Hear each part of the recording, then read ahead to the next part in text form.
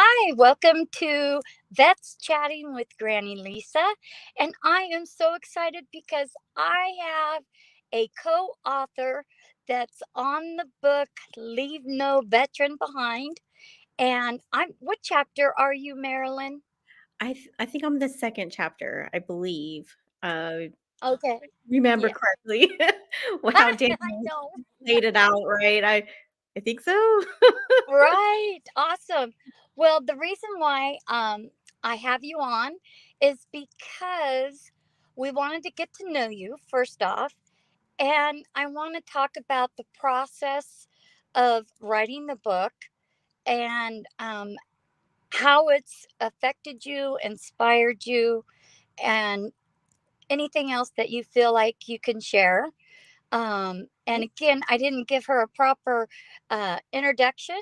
I have Marilyn here, and she is I can't remember the term you used, but you've been in two different services. Yeah. And one is Air Force, and then the other is Navy. And Yes. so I'm going to go ahead and have you give us a little insight on your uh, service record and where you're at right now. Okay, well, thank you. Thank you, Granny Lisa. I appreciate the opportunity to come on this broadcast Oh, thank for you. our listeners out there that are watching.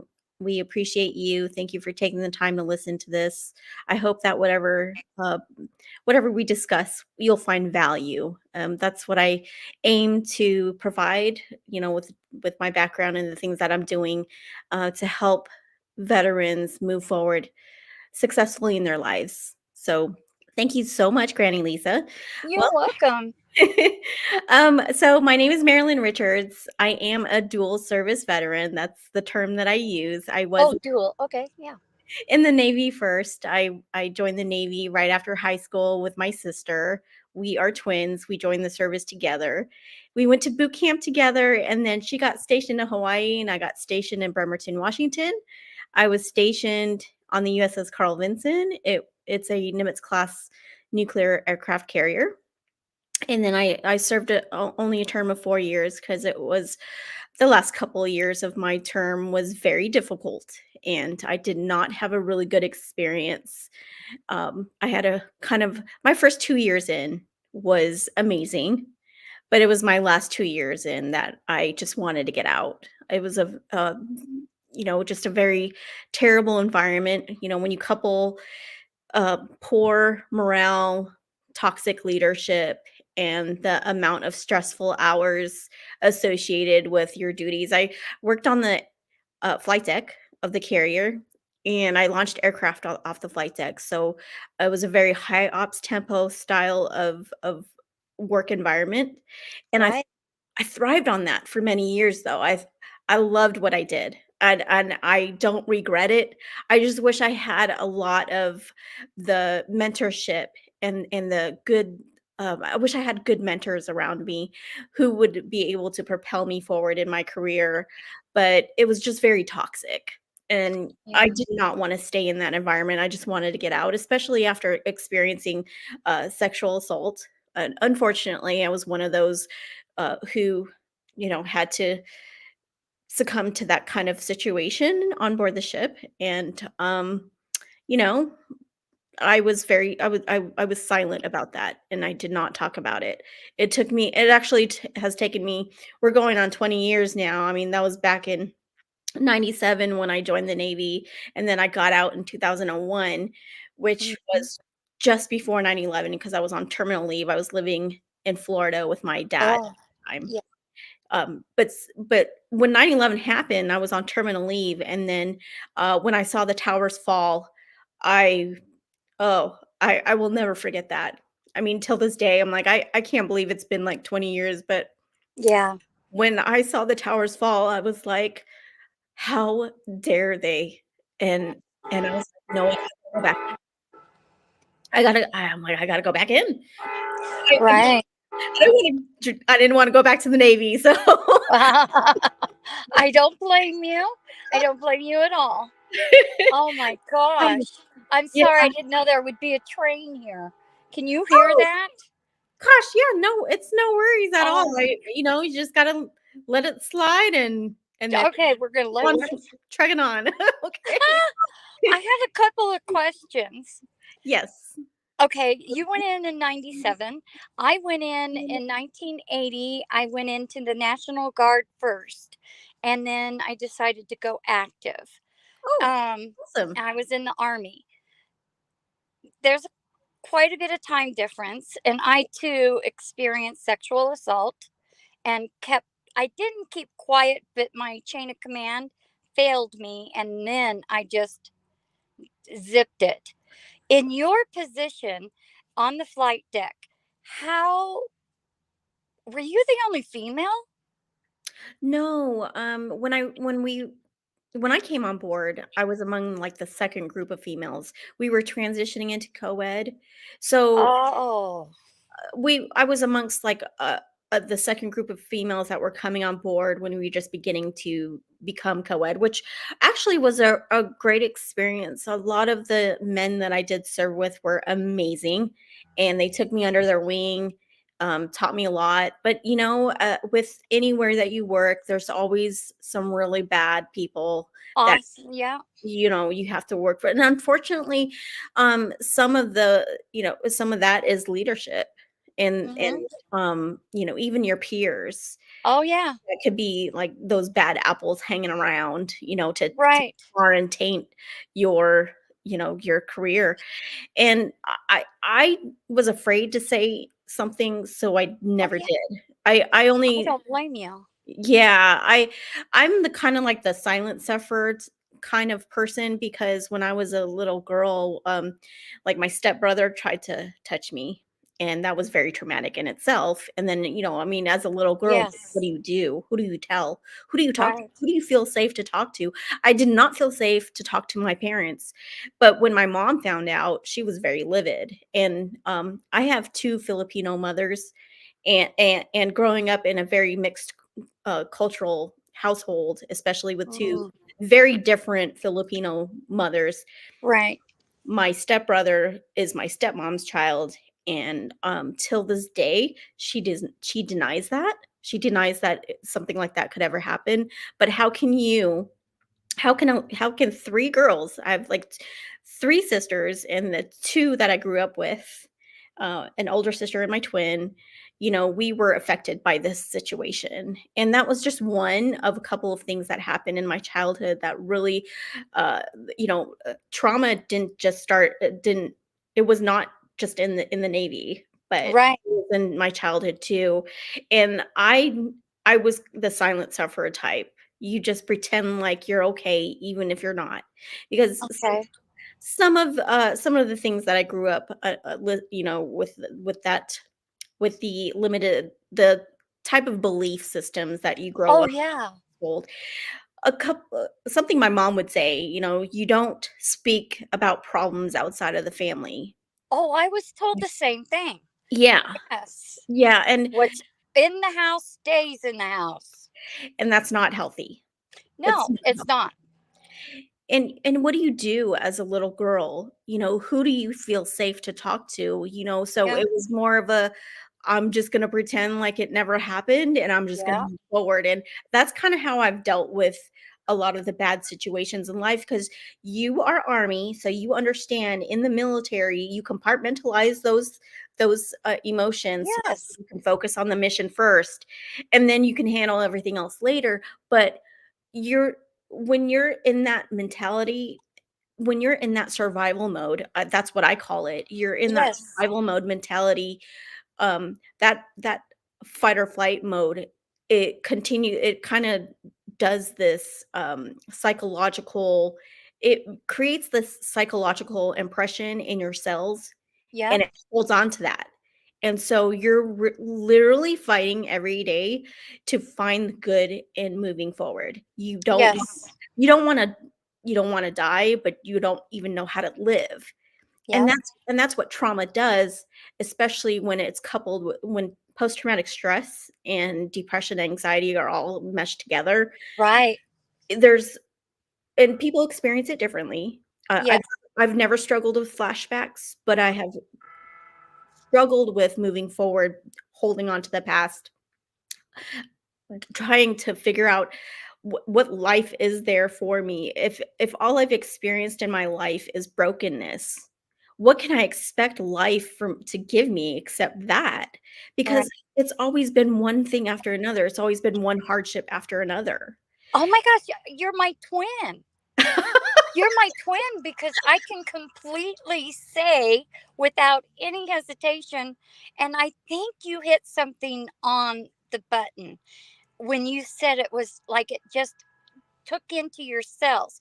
Because Yeah. when we were traumatized as children, because I Mhm. was too, and it seems like everybody I've spoken to, at least in the military, the women that have been, sexually assaulted were also Quiet. somehow sexually assaulted in some way as a child. And I Oh, don't know if we have this signal on our heads, but we had a guest.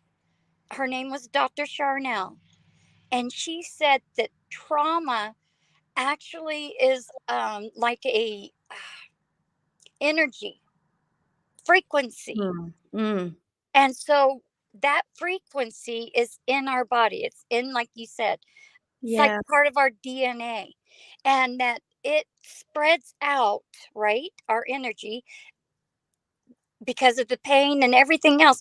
yeah, We may not realize it, but people, they call them vampire suckers. And yes, those people are immediately, they may not realize it, but that narcissistic, energy is what yeah, they want. And so yeah, we always attract the worst kind of people. And I I'm like, know. no way. No. But it makes sense. And it's Yes, really spiritual because I think about God and right, what his word says. And I'm absolutely. thinking, that really fits in with God because, I don't know, you're a Christian or not, but, he Yeah, says our mm, environment yes. affects. I got saved in '92, um, which is a little f my journey of faith is a little funny. So, I was baptized as a Catholic as a little girl. When you get Okay, yeah, baptized, you have the whole little, it's like a huge ceremony, right? yeah. And I remember my sister and I, we were had to get dressed, and we were in these sparkly little pink dresses with tutus, and you know, Aw, getting our heads dipped into the holy water, and so I remember growing up, I was Catholic, and then, unfortunately, so I'm one of those statistics where you coming from a broken home. Unfortunately, my parents never stayed together very long. They were only married for, I think, 12 years, and then mm-hmm, they ended up getting divorced. My dad is a Vietnam veteran, and he's retired from the Air Force. My stepdad was also military, and he made a career as well, but he was a lieutenant colonel when he retired. So my mom wanted he she left my dad for who later became my stepdad. So, having two very different father figures in my life, I see it looking back now. I see that right, I appreciate having four parents. Not a lot of people can say that they had both parents in their lives, and I'm grateful to have four. I didn't ask for it, but I appreciate the parental influence and the things that it was a struggle. It was a right, struggle to go between both houses and having to deal with two very different parents with different style of parenting. Um, I always looked at my dad as being like my hero, my teddy bear, the father that I can run to when I'm in trouble. He's my comforter like Jesus. And and that's why it's so easy for me to gravitate because I'm highly spiritual. I'm most definitely a very true, like very much a Christian. I love the Bible. I love Jesus, like, with my heart, mind, and soul. The Watching The Chosen, I'm so glad that The Chosen came out oh, because I love that show. It has given me such a it has just reiterated this beautiful relationship with Christ that I love. I like to explain to people that it's not a religion. How do a religion is man's way of earning, re, doing works to get and obtain heaven. And you don't have to do that because of Christ. He already did pay the price for us on the cross. All you have to do is accept that. It's such a simple message and so powerful at the same time. And I gravitated to this message of the cross because before that I had tried Jehovah's Witness. And I don't know if there's a lot of people out there who understand like the different styles of religion out there, but the one thing that they all have in common is a list of two do's and don'ts. And in Christianity, we have that too, but you have to understand the relationship between the Israelites and their God. And Yeah. there's a lot of if you study Hebrew and if you study the culture of their time, you can kind of understand why people are the way they are and why they act the way they act. When you study history and how cultures have shaped themselves into the way they live, because Right. me being half Asian, half, my dad's American, my mom is Asian. So I had to grow up with both. I grew up with, and the Philippines is predominantly Christian. It is Catholic Christian, and then you have a little Muslim and Buddhist uh, sex sect. Excuse me. There's a small percentage there as well, but most religions, if you study them, they all have things that you have to do to obtain salvation, which you don't have to do, and because Christ already paid the price for us. And it was Mhm. such something warm and inviting that really gravitated me towards. I was like, who is this Jesus? I want to know him. And so let me backtrack a little bit. My dad calls me Snoopy. When I was a little girl, that's all I did was ask questions. I was like, Oh, yeah, I could see "Why? that. Yes. What this happen? Why? Yeah. Who? What?" When like I am the inquisitive. I will go and research. I will study and you know, I will I want to know. I want to get to the bottom of things. I guess that's why Right. I love crime drama so much. I was gonna say you should have been an investigator, or what do you call those people that do all the drugs and they work Because in a lab. Oh, Mm, oh, yeah, yeah, forensics? thank you, forensics. Oh, yeah. Yeah. I mean, I never thought about that. Initially, I wanted to be a Disney artist. I Ooh. loved art, and art was one of my favorite classes next to Spanish, English, history. Um, I loved and I wanted to be, but because of trauma, Yep. going back to our previous conversation before, because of trauma, it kind of um, stops you from that fight or flight mode, keeps Yes. you from being creative. It Yes. holds you, you're held hostage. You're just Exactly. yeah, and you're just trying to survive. You're just wanting to get Mhm. to safety. How do you get to Yes. safety when your life is constantly you're constantly in a battle? Because I don't know about you, but even when I got out of the Navy, I still it was such a very high ops tempo environment where I worked. So the mentality where I worked was suck it up, you know, Mhm. don't complain, don't volunteer yourself to go to medical, just suck it up, do what you got to do, and Yeah. you do it. Like there's no ands, ifs, or buts. You got to just do it. Right. And I've lived my life like that for so many years. Marilyn, just suck it up. You can do this. You got it. Mhm. But it's a very unhealthy way of coping because Right. there's a right way of sucking it up when you and that it's called resilience. Uh-huh. when you understand how to be resilient in a situation, there's healthy ways of being strong, but the military has this way of building you up to be this super soldier when, we have weaknesses, we have thoughts and feelings, we're human. But you're not allowed to show that, especially when you're in a hostile situation. You Right. can't afford to think like that, and it works in a combat environment, but it does not work in regular everyday life. And transitioning away from that, it took a long time for me to understand, wow. And there's so many that do have that. Yeah, I never realized when I got out, my whole life changed.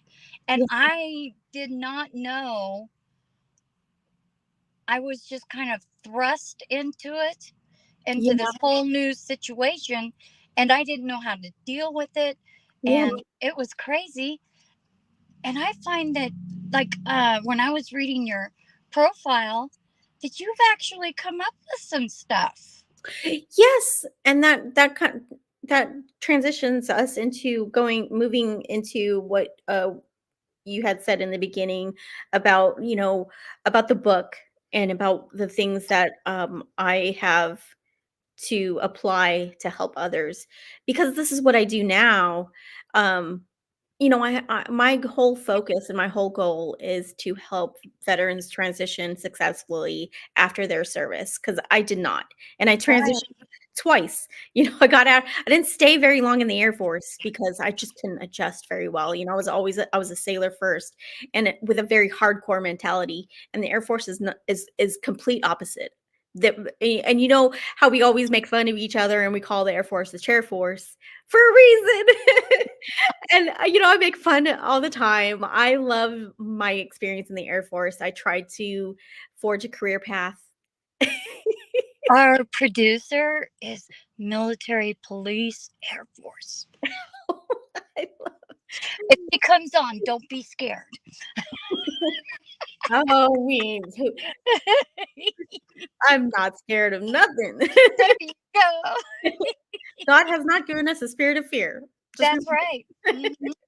That's right. Um, Oh yeah, after one thing that I do appreciate about being in the military is, you've seen it all. You've heard and done things that you probably would have never done if you didn't join. Like you Mhm. experience a whole lifetime in a matter of like a few years. And I've carried this mentality with me since, it's like, man, we did that. We can do anything. Yeah. And that's the message that, yes, even though we're not in anymore, even though you put that uniform away, sometimes it's hard to let go of that period of our lives.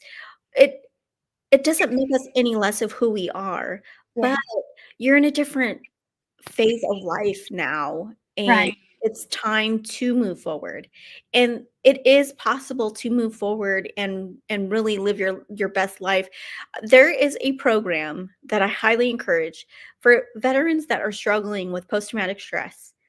It's called Warrior Path, and there's 7 locations across the United States. I went to the location that was in Washington State. Hmm. It is 7 very intense days where you literally learn, wellness practices that you can integrate into your life to help you to kinda, um, keep you grounded. What kind of wellness exercises? I've There never heard that term before. there's so much in that program. It's really hard to just really talk about it because you have to be there to experience it. It's Uh a huh. lifestyle change. You Oh, okay. on site for 7 days to learn some best practices that literally they're life applications. Oh, You know how, when you have an anxiety attack, for right. example, you could do breathing techniques, or there's a device that I got from the VA called the Alpha Stim device, and, it's a neurological device where you put the little, the you put it on your ears, and then you set it to a certain decimal, and then it's supposed to calm your nerves down so your anxiety goes down. And I there's think I've heard of that before. it's a it really, really helped me because in 2020, when I was severely triggered, I had an incident severely trigger me, and my body went into this hypervigilant state where I didn't eat, sleep, or I just couldn't eat or sleep for 3 days, and it was a hellhole because I was my body was so, um, high, so intense that it just would I tried everything. I tried listening to worship music and praying, and I even had, like, people pray with me to help calm my body down, and, it was such a horrible time period. But I ended up going to the VA, and I know that there's some veterans out there that really struggle with going to being in the VA system, and a lot has changed since. I mean, there's been a lot of improvements that have been made. There's a lot of care and consideration. Today, there's still a lot more improvements that the VA needs to make, but they've come Uh-huh. a long way, and I've had some of the best care at my Now, you were in Washington when you got that? Now, are you talking about oh, no, not the Alpha Stim device, the 7-day intense Oh, training. okay. All right. Then you go home with it, and then, Mhm. it's like a 90-day program that you kinda it's a lifestyle change. So you Yeah. take those things that you learn there. One of the things that I did learn was, it's a very because you learn practices that you can help apply when you say, to like, if you struggle with anxiety, which I Yes. know a lot of people do, every once in a while, I'll start uh, I could feel my body getting into that space where it's gonna, my anxiety is gonna spike, and Yeah. so I have what I call tools in my toolbox. So I not Oh, only yeah. I and then I talk about this in my book. Oh, In oh, our we got a in our secret. book, We got a secret. I Woohoo! I mentioned that, well, in our book, Yes. some of the things that, for those who are listening to this, if there's some one thing that you can get from this podcast, from this video, is that, if you're struggling to, you know, to move forward, if you're struggling with post traumatic stress, if you are struggling with some personal problems and you're trying to get your life right or health right, it really, really starts up here. Because if you can get your mind right, if you can focus, there's something that as Christians, there's a scripture that says, if you keep your mind on Christ, he will keep you in perfect peace. And because there's a lot of things going on in this world. There's a lot of things happening in our lives. There's just so many challenges, so many things Yeah. that we're facing every day. I mean, this past week I've struggled. This past week I've had two personal family issues happening that I have no control Oh, over. I know that Control over. control thing is so bad to deal with. And for us who are trauma survivors, we wanna be in control of everything, and, Mhm. that's not the case, though. There's some things you Right. can't have control over, and I recognize that, and talking with another veteran buddy of mine the last day or 2, he shifted me back into focus because I was struggling with some deep sadness, Oh, and I've cried the past couple of days because of some of the things that deeply affect me. Because not only am I a highly sensitive person, but I'm very empathic. And if mhm. someone like me who's very emotional and can feel other people's pain, it hits me deeply when somebody is struggling. So if I'm struggling with my own, it's deep. That Yeah. and when somebody hurts me, the pain is so deep. That trigger that I struggled with in 2020, it took me a whole year to finally be okay, but it was a process that I've had to Yeah. learn, and this is some of the things that I talk about in the book. Um, Wow. we're being able to find things that will help ground you, and Mhm. I was learning that. Um, I relocated out of California to the Midwest, and it was such a great lifestyle change for me. I had a very hard time adjusting, so it Mhm. it took me a while to adjust, but since moving here, I've been much more at peace, and I'm learning things that help keep me grounded, like baking, sewing. Really? Yes, and You're a baker? y well, I aspire to be a baker. Oh, wow. What is your favorite, before we get past it, what is your favorite thing to bake? Oh, man. I Okay, you can say 2. okay. I love Yeah. I love cakes and cookies because I just love that the fluff of, just having those baked goods, the Yeah. smell. Like, pies are great because I love pie, Mhm. especially love cherry pie, but I love, like there's something about cakes and cookies that I just love that Mhm. when you get those ingredients together and you're like in the kitchen's messy and you got dough and powder and sugar and everything all over the place. Great. It's just great. I love it. I love the way the kitchen smells. Oh. It's just amazing. And because I love pie, Mhm. but I really love baking cakes and cookies. Now, the cookies, what is the best ones? Oh, it's so hard to say. I just tried this recipe a couple weeks ago. I made butter cookies using so I work for the USDA. Uh-huh. That's my full-time job, and while I'm building my business on the side, and since having because I transitioned from Department of Defense. I was working for the Air Force, and then I ended up switching industries. Now I work for Mhm. agriculture, and ever since I have such a love and appreciation for agriculture, for our farming communities. It just I love food, so it just being around the Oh, research. yeah. There is a wheat lab in Pullman, Washington, and I was able to grab a sample of their soft wheat, and I baked butter cookies with them, and I was like, "Wow, this stuff is amazing." The amount of research that they're doing is just so amazing. I'm in plant sciences, so, my scientists, they do a lot of research when it comes to corn and soybean. Right. Improving, 'cause the whole goal of USDA is to improve crop quality, improve our food supply, so we can continue to feed people everywhere. And I just love our mission. I love what we do, and the amount of research is just amazing. I had absolutely no idea how much is involved. Just trying to ensure that we have the best food supply. It's just amazing. I'm not even like a science nerd. I mean, I love science, Right. but sometimes it's like over my head. Yeah.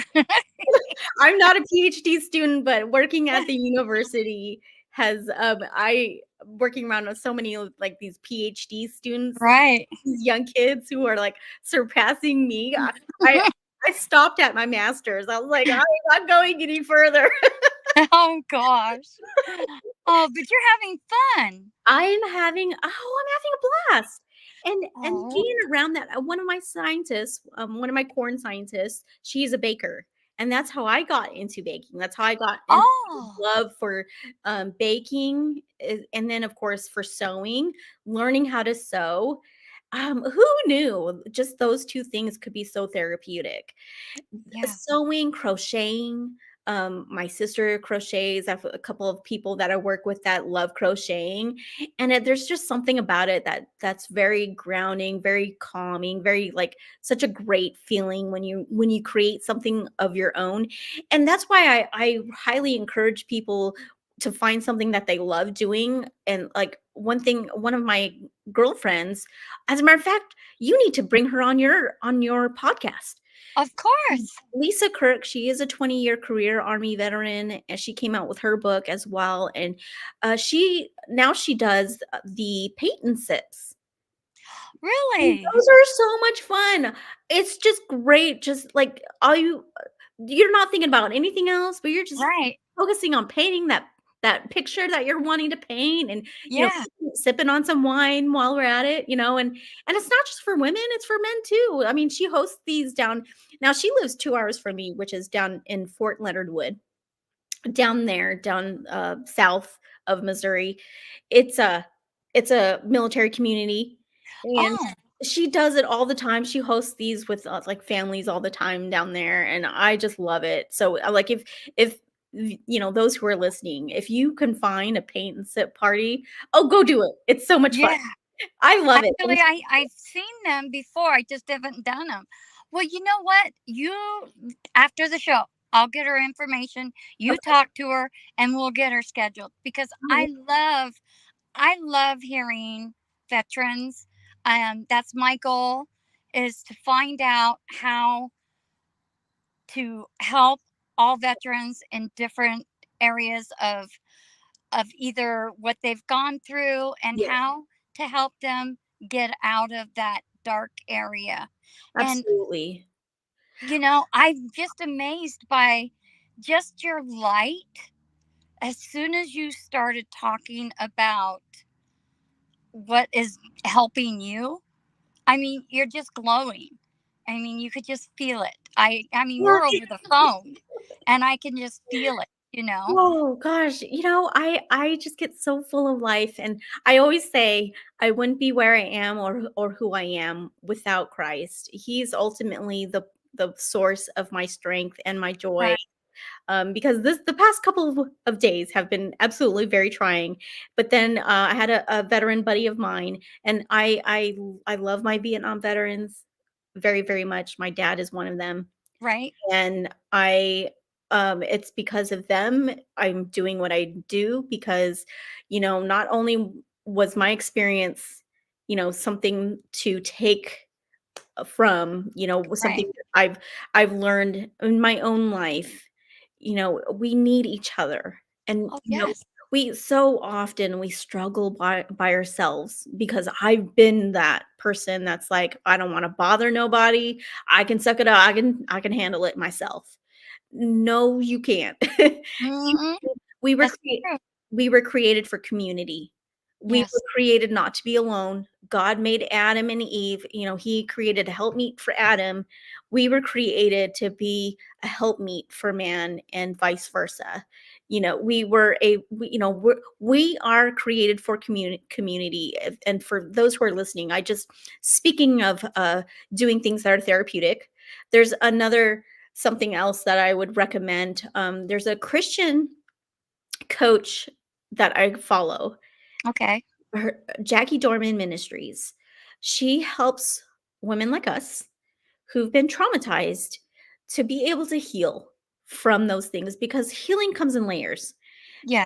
Healing is actually a process. You don't heal overnight.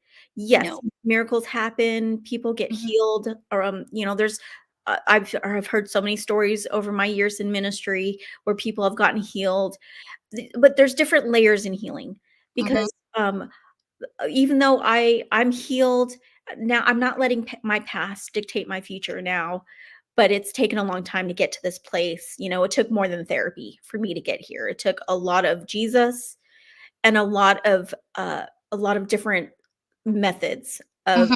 that I could apply to help me, because we're not just spirit, we're spirit, body, and soul. Soul being the mind, the will, emotions, and intellect. So you have to address all three.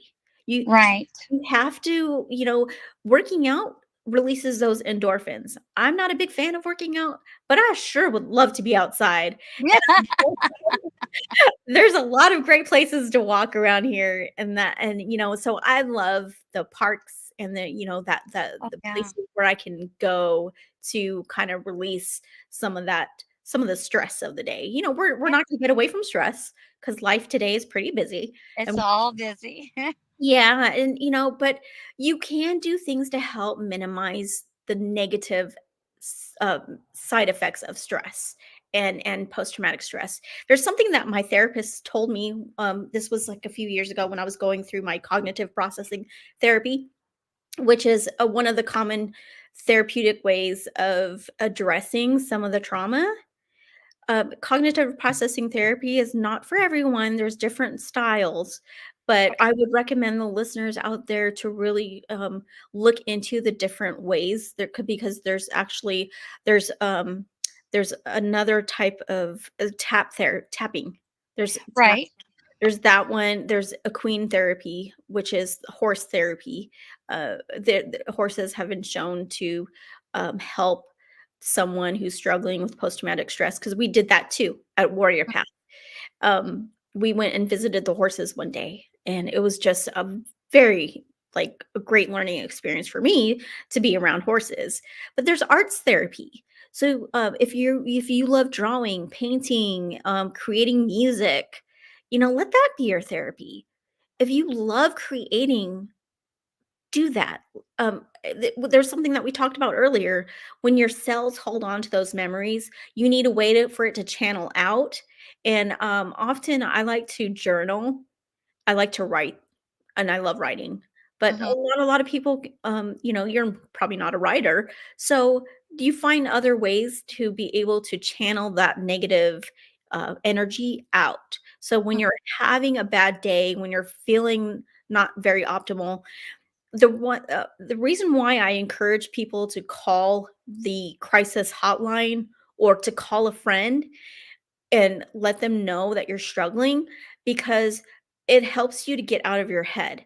I really appreciate the fact that, because I was in my head the last couple of days with these two family issues that I have no control over, and I was letting it affect me. Yeah. And there's a lot of that's why I love the serenity prayer so much, because it really helps you to redirect your focus and say, "Oh, well, I can't control what's happening, but I can control how I react to it." And understanding that God's grace truly is sufficient for us, and understanding that He's given us the strength to carry a lot of the things that we face, because his grace is, it's a gift. So if we had to earn it, then it wouldn't be a gift. But, his grace truly is sufficient for us to carry us through a lot of the difficulties that we face. There's a lot of things, that my dad has struggled with in his own life. He did 20 years in the Air Force as a combat flight engineer, and so he has seen a lot of combat. He did 2 tours in Vietnam, and then he came back home to America spitting on him, and he Oh, came back yeah. home to a divorce. His first wife, my mom is his second marriage, and my stepmom is his third and final. But my dad has had his own experiences and hardships, and, to look at that generation of veterans, I mean, look at what they had to go through, and no resources were available. They had to create resources. All Yeah, they're the founding fathers. Yeah, of the vet center. That's Yeah. how the vet center was born. Now, even though it's under the VA healthcare system, it's not a part of the VA. So, Hmm. there is so many wonderful resources at the vet center. I go there, whenever I need my counselor. I seek her, and I keep in touch with her a lot. I would encourage those who are listening to really look in your area for these resources. They are out there if you look for them, because you will find them if you go out there looking for them. Google has been my friend. Well, I know that a lot of veterans, especially males, but when we were talking about the VA, there are a lot of good ones. But what happens is, because of the shortage of professionals, and the demand is so high, Yeah. that with the mental health issue, and a lot of these guys, it takes a lot to go in and say something in the first place, as you Yes. experience, and then they're told, oh well, we can't help you right now, there's a waiting list and it's going to be about a year and a half. I was told this personally, and mine was just for medication change. Wow. Yes. No. And so I was like devastated. I'm like, but you don't understand. I'm having issues. I call it the pit. And I had made a promise to my family that if I come close to the pit or if I see the pit, I will get help. And so that's what I was doing. And then to hear that it's not available, somebody had told me about community care. Yes. And so when you talked about Googling, you can request and demand actually. and go and have counseling outside of the VA, Yes. because you're going to be with that counselor. Most of the problems with counselors in the VA, there is such a recycle. One Yeah, person had said, I just got through explaining my story. I come in for my appointment and there's a new person. So I have to go through all that trauma again, again and this is again. this is why I And didn't it's finish. so non effective. It is, and I have to say that's one of the reasons why I did not finish my CPT therapy because my therapist went off. She had a baby, so she went on maternity leave and she was out for a while. Then I had to rotate with in-house residents quite few times. And then I had to repeat myself over again. And I was like, if I have to explain to somebody one more time, I was like, I'm done. I said, Right, "I will be alright. I think I had enough. I've learned enough. I will be okay." And I told the in-house resident counselor, I was like, "I'm done. I'm gonna be alright." And I did not finish my CPT therapy. I took what I did learn and I was like, "I'm moving on. I'm going on." And this is what propelled me to look for other things outside of the VA. right, And that's where I reached into my community because, we have a gravitating to each other.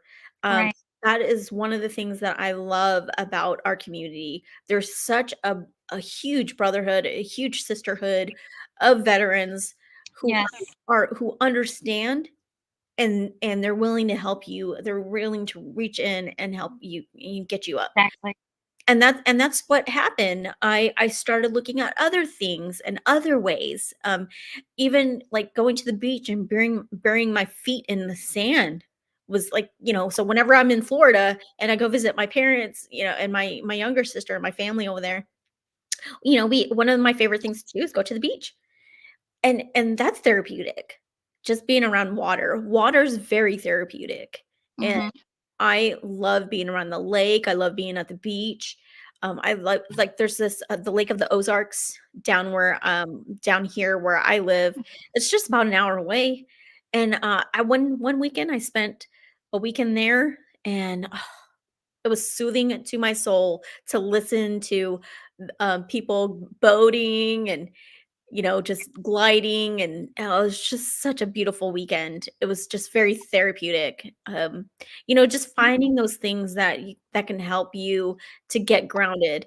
And th- even when you're talking to somebody, they're helping you get out of your head because there's so often we get stuck in this Oh, place yeah. where it's I've done it. I've done it. right. And it's hard to get out of your own head, right? Oh, it is.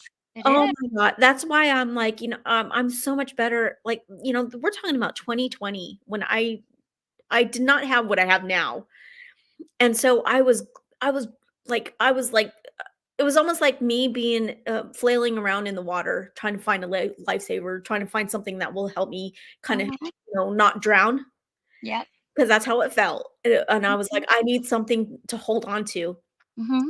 Grab it, because the trigger was so bad. It was like 2 o'clock in the morning when I was like, "I'm scared I'm gonna slip and do something stupid," and so I was like, "You know what? I'm just gonna call the crisis line." I don't even know what I'm to expect. I was just like, "Let me just do it," and then the guy on the other line helped me to he just kinda talked to me, talked me down, kinda helped me to calm down, talked me out of my head.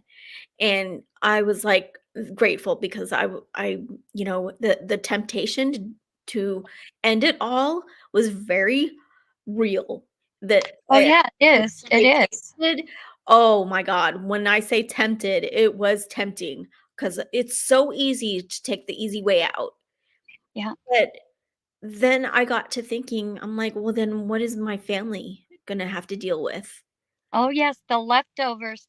And believe me, one from experiencing it, it is it's a curse, Yeah, and you do not ever, ever want to remember your loved one right. In that manner. in that manner, because it'll never go away. That memory will never go away. Right. When you think about when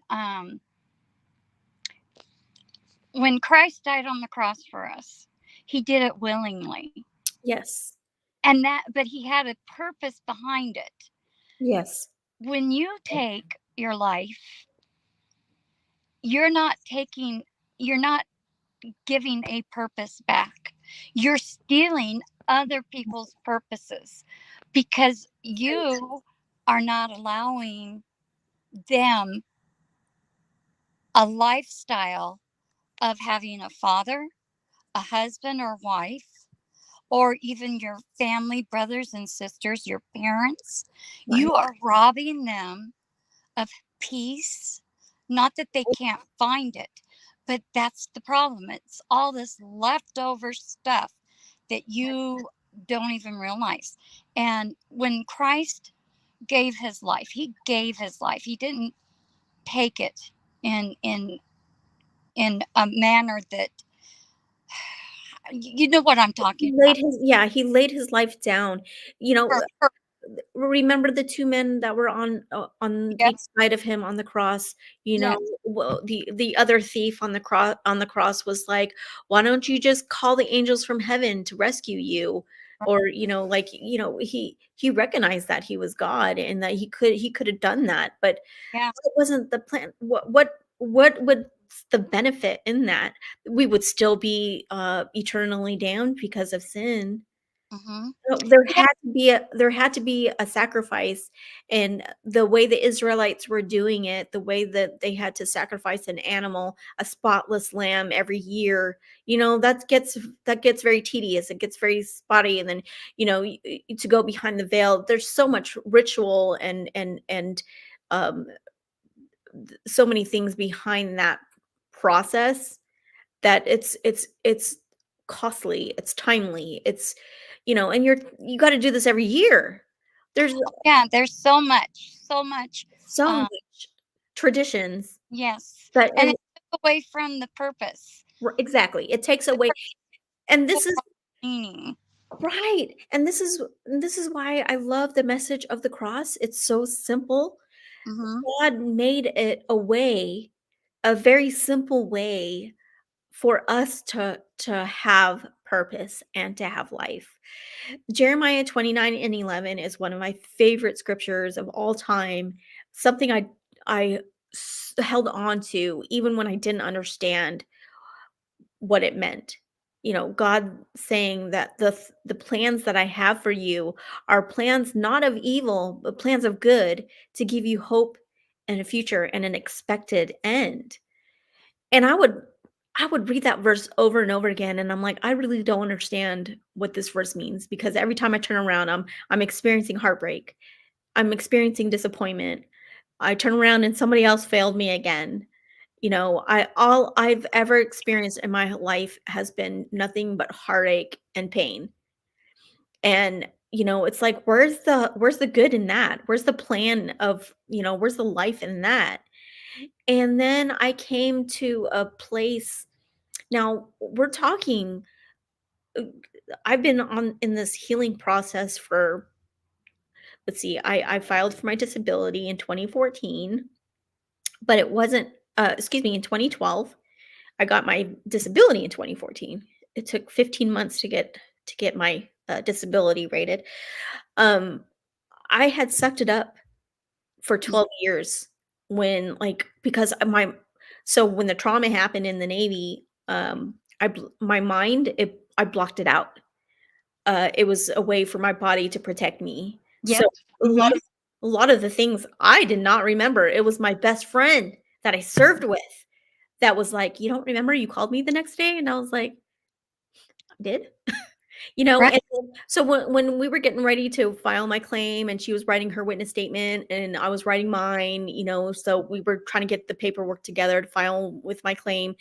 That's when like, this whole floodgate opened, this whole floodgate of emotions, opened up, and I was like, "What do I do?" I was so overwhelmed with all these Right. It's that's emotions. what happens though. With Right. with women, they internalize And then usually around 35 is when the body says no more, or Right. something triggers, and Yep. then it's there and you're like, "Oh my gosh." And then you're like, "How could I even not remember this? What is wrong with me that I couldn't remember this?" And then you have a whole nother cycle. Right. But like I said, it's a process. So you Exactly. do these things that will help you to process all that. And, each day you get better. Each day you Yes. get a little bit better when you're moving. And this is why I like when I say I like to help veterans move forward to Yes. the next chapter of their life, because it's every step forward that you take is it's something that's productive, right? And Right. so for those who are women like us, especially if faith is very, very important to you, like faith is very important to me. Jackie Dorman has a beautiful ministry for women, yeah, and men. Her husband ministers to the men, but Mhm. they have this ministry where they help you kind of heal from those things. And so you go through. She wrote a book called Heart Work, and that's what she calls a lot of that. She calls trauma broken heart syndrome. Post traumatic stress is Mhm. what she calls broken heart syndrome, because literally it's a broken heart. Yeah. And people who allow that to there's a key word here, purpose. When people lose their purpose, they lose their life. So, You nailed it. Mhm. because I say this in my book, our book, Secrets, our secrets are out. Oh my gosh. we were created for purpose. Yes. And whatever that purpose is, it's the passion that you have that drives Mhm. you, that makes you want to wake up every day and do it. That's that's what I call purpose. Whatever you drive you have, whatever passion, whatever talent, whatever thing that you were gifted in to do, go do that. Mhm. Go find some purpose and go live your life. There's something that one of the directors of the program of Warrior Path had said when we were ending. He said, and I'll never forget because I have this quote on my Facebook page: "Don't let your service in the military be the last great thing that you do." And when he said that, I was like, damn, you know, I've been stuck frozen in time for all these years. Yeah. And I'm like, it's about time I move forward. Mhm. I'm Mhm. not looking back anymore. If I look back, it's like Sodom and Gomorrah. It's like Lot's wife turning back and then getting turned into a pillar of salt. I don't want that to happen to me. I want Yes, but that's what happens to us. well, yeah, we turn back and then we have the all this sorrow and regret, and I'm like, no, look how far you've come. You're here for a purpose. The reason why you're still breathing is because you still have purpose and life left in you. So Yeah. go do that. If you were meant to sing on American Idol, go and pursue your dream. Exactly. Now, what is the I see that your company name is Echo Tango Sierra. Yes, Echo Tango Sierra LLC. Oh, I don't It's see the very LLC, strategic. but that's okay. No, that's Um fine. That's fine. I was very strategic because what's the term that we have when we get out? I got out almost 39 years ago, something like that. I don't know. It's It's been a changed. while. It's been a while for you. Yeah, so I'm like, I'm finding out all kinds of things. I'm like, what? What It's is that? it's the, NATO alphabet that stands for ETS, because, when you're ETSing out, Oh, your ETS. Yes. expiration Okay. term of service, right? When you're ETSing out, you know, it's all good. I Oh my gosh. I love helping, service members transition. I love I don't just focus. My main goal is to help them with their, job hunting, with their resumes, because when I took TAPS class, I don't know about everybody else, but it was such an information overload. I was like, I don't know what to do with all this information. And my first resume was terrible. My first resume, I had the background of, like, you know how in The Matrix, the computer, the Yes. binary ones and zeros, like, that was my resume background. And I had all this military Navy jargon on there, and then I look back on it, I'm like, "Oh my god." And then this was back then when, Yahoo had, like, a job board, and that's where I put my resume on there. It was I so terrible. I would have looked at that and I would have said, "Oh, that's cool," because it would have been something new to me. It's cool, yeah, but it wouldn't get me a job. That's what I wanted. So that's what I do. Ah, I help yeah. veterans with their, getting a resume down and then being able Mhm. to translate those terms, because you know how we are with our acronyms and Oh, our, yes. you know, head, latrine, deck, like, Right. just all these terms that regular civilians don't understand. I have to now go and look for mine. I wonder what mine looks like. Oh Oh, my gosh, because it was 84. oh, wow, yeah, that was a long time ago, Yeah. and a lot has changed since then. Yeah. And, I that's one thing that I like helping you shine on paper. It's really hard to write about yourself, it's really hard to talk It about is. yourself. So that's what I help you do. I help you kind of get the ball rolling on how you can present yourself, because what has the best information? Your military transcripts, your military training documents, your evaluations, your performance reports. Those have such great there's some great things highlighted in there in your performance. Like, you can extract all that information from your records and then create a resume out of that, I using never had a performance record. Your evals, no? So Mm-mm. that you That's before then, which I've heard them now. And yeah, I'm like, that's really cool. they have a whole rating system now, and they rate Oh, you that's on your wonderful. yeah. And so, I mean, a lot has changed since then. I mean, Hmm. you were part of that older generation. You kinda had to forge a path on your own without much Hmm. assistance and help. Because No. Mm-mm. dad talked about my dad, when he got out, you know how he was able to get a job. You talked to the person before you that got out, and then that's how you got hired. Because my dad, when he did his 20 years, he really didn't know where he was going to work, but he ended up getting a job at Anheuser-Busch, known as Budweiser, but back then Hmm. it was Anheuser-Busch. And he was able to get in there because of course, at the time, the company supported military veterans, and they Oh, hired yeah. them. And he was able to get a job there because of a previous buddy of his who retired and then helped him to get on. And that's how you did it back then. Now, there's so many resources available, and oftentimes, if you don't know you're looking for, if you don't know where to go or who to go to, it can be very daunting. It's a Oh, very wow. challenging process when you're Yes. getting ready to get out. There's only so many days that you have. There's only so many check boxes that you have to mark off on the checklist when you're getting ready to transition out, an out process, that you're just like, "Oh, um, just hold my hand, please." And so Yes. that's what I'm here for, to help.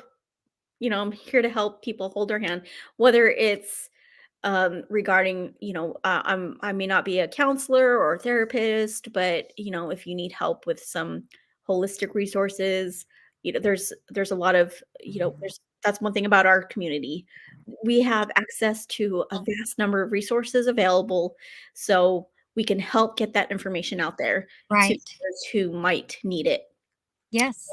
I don't just focus on career development, but that is my main focus, is helping veterans transition out, get a resume, help them prepare for the job interview.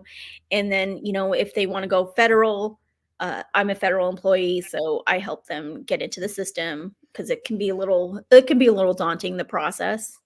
Nothing in the federal government is easy. They I help, can believe that because it still isn't even from the outside. but hey, if you wanna continue your service and if you want stability, if you want benefits, if you have a family and you wanna be able to take care of your family and have Mhm. retirement, I help I like to help veterans get in the federal system because you can buy back Right. your time. You can, well, if you're retired, you can't buy back your time. But if you served a number of years, you can buy back your time, and then, that will count towards federal service.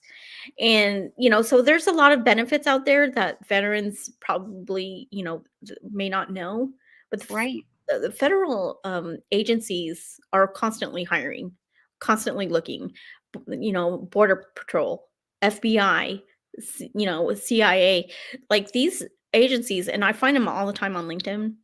And a lot of veterans out there who are transitioning out, from IT, looking for another IT position. The jobs are out there. You just gotta be strategic about it, and that's what I'm here to Right. help, um, Wow. people do, so That's so exciting. I yeah, know we're a little over, we so I are hope I'm over. not I hope I'm not weighing you down on something important to do, but I do have a couple of questions. Sure, Okay. sure, Did you find it difficult to list three superpowers? I did. I listed 2, and then I was like, "I'm missing a 3rd one? I thought I listed 3." I was like, "Oh, crap, I gotta think about another one? Yeah. Oh, shoot. Okay." So I had to go back to the drawing board, and I'm like, "Okay, which one what do I" so I had to read over my stuff again, and then I'm like, "Okay, I think I got 3 down now." Oh, it took me a month, so that's Don't it feel was. bad. It's hard. Ugh, I it is. thought of 2, but the 3rd one, I was like, "Dang it, I'm missing 2. I thought I had 3." And then I had to sit there for a second and be like, "What's the 3rd one?" So, yeah, you're not the only one. Yeah, well, that's why I'm asking because, I'm just nosy. And so I'm asking all our co authors, what did you find that difficult? But I thought it was very enlightening at the same time. So now the second question I have is, if you had the opportunity under the current administration, would you go back into the service if you were called to? Like if there was a war. I would so that's a yes and no answer. I've had several of those. Yeah. Yes, I have no doubt I would sign up all over again and protect my country and defend my family and my loved ones and everything that we stand for as a nation, America, the Pledge of Allegiance and patriotism is a huge thing. My dad is a huge patriot and so am I. And without a doubt, wouldn't mind putting on that uniform back on again. But if we can cut out the politics and the shenanigans, I'm all for it. But Yeah. There we go. that's where the no comes in. I don't wanna deal with any more shenanigans or politics. So Yes, we could just I understand. so And you know what? There's a lot. I asked that question is because I ask all men or women because there is such a variety, and most of them are yes and no. And the no's are vary from different things. yeah. But the one that really got me was yes, if it had to keep my grandchildren from having to deal with it later. And I thought so that's family. And that's where, like you did for my family. And so that's our veteran. That's our military. That's our Americanism. Yeah. And so Oh, thank you. very I much. appreciate that. Is there anything that you would like to share that's on your heart? And I don't care how long it takes. If it's on your heart and and you do, and you have an audience of veterans, what would you like to share with them? If anything else they can hear, this was an important part. Well, for our listeners out there, first of all, I just, wanna say, even though I don't know you, I I love you and you're so important and you matter. So if there's something that you might be struggling with, that you're feeling lonely or isolated, this the trouble or the problem or the issue that you're facing is making you feel isolated or alone, just please know that you're not. And you have Granny Lisa, you have myself, and you have a whole entire community that love you and really do care. They really do care about you. So if you're struggling with those thoughts, I hope you know that you can get help. And if you have the courage within to reach out and get help, that's the first thing that you need to acknowledge is first in yourself. I need help. And it's not a sign of weakness. It's actually a sign of strength because there's oftentimes in the military when we're shaped to being so strong and you don't want to feel like you're weak. You feel like you have to hold it all together. And it doesn't work like that. Life doesn't work like that. No. Like you cannot hold it all together. Life is going to happen. Life is going to throw some ugly ass shit balls, and you know what? We've been trained to handle it, and yet sometimes our strengths can turn into weaknesses. And then we end up struggling with what used to be a post traumatic, what used to be a strength becomes this post traumatic weakness. But And you can take that, what you used to thrive off of that you can't anymore is not a weakness, but you can turn that in and make it into a stepping stone into growth. Because that's what I've learned. I used to thrive off of stressful, high ops tempo style environments.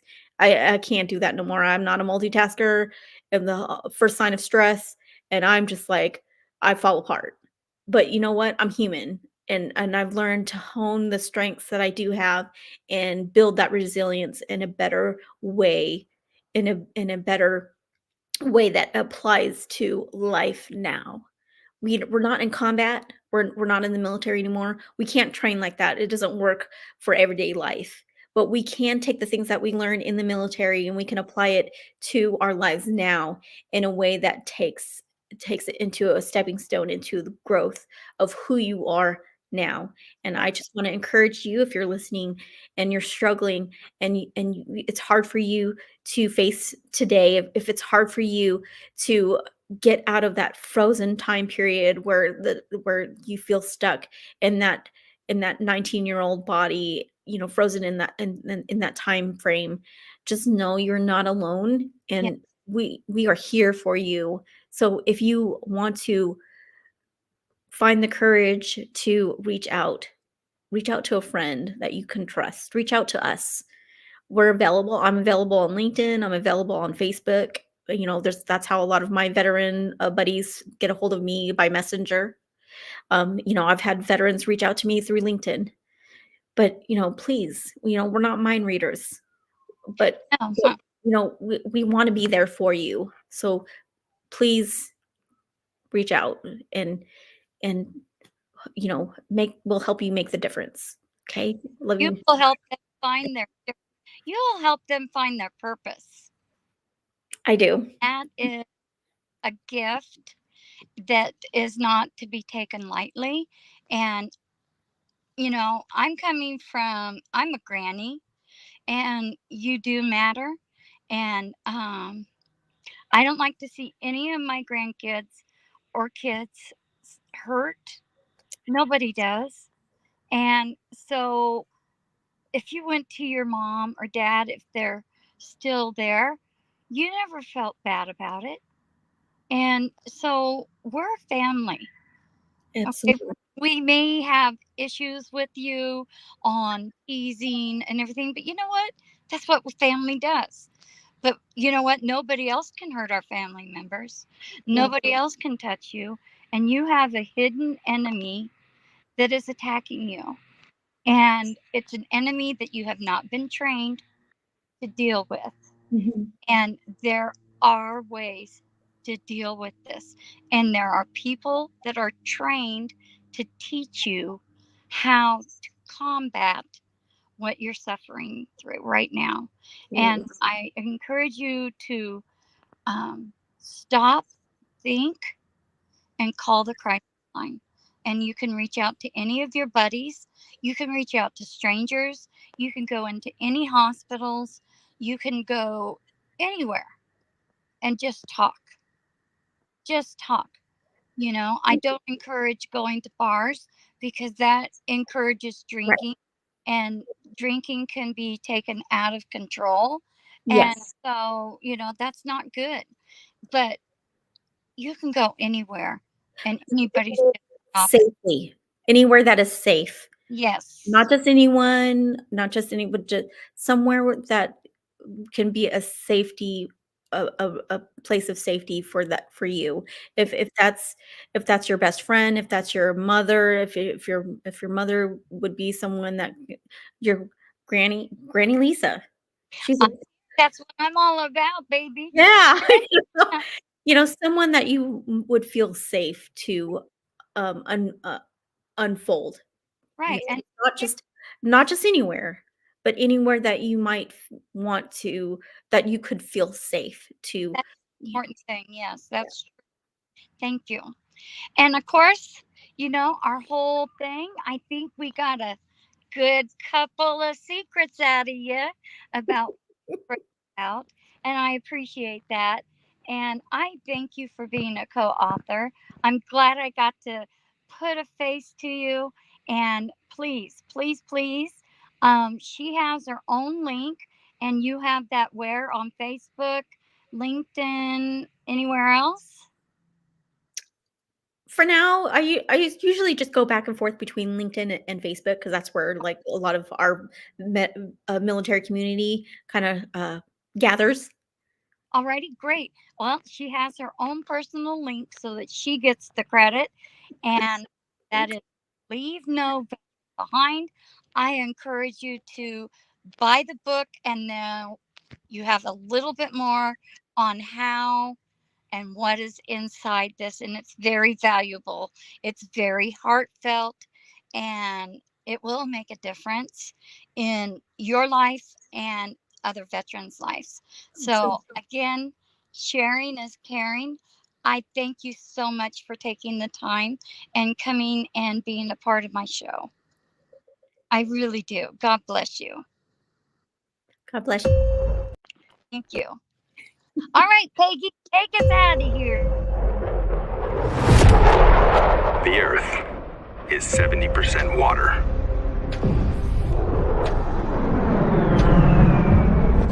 And 30% land.